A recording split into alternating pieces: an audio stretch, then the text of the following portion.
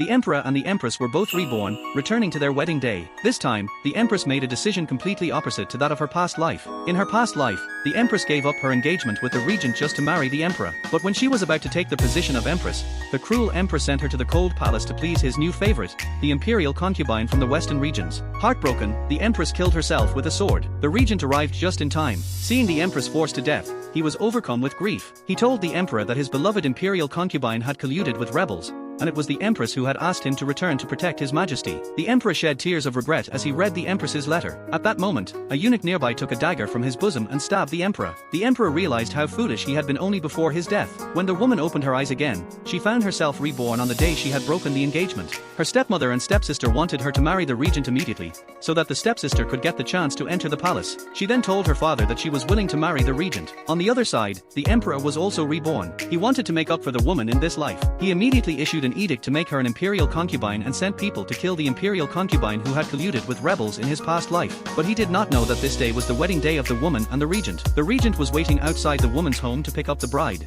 After waiting for a long time without seeing the bride come out, the royal clan started talking. A guard guessed to the prince whether the woman would break the engagement. The next second, the woman walked out in her wedding dress. She accidentally twisted her ankle, but the prince caught her steadily. Looking at the man who was about to become her husband, the woman decided to repay his kindness from her past life in this life. The wedding sedan just missed the eunuch who was delivering the edict. The eunuch entered the mansion to announce the edict, telling the prime minister that the emperor wanted to make his legitimate daughter an imperial concubine. But the woman had already married the regent. Seeing this, the stepsister decided to take the woman's place and become the imperial concubine.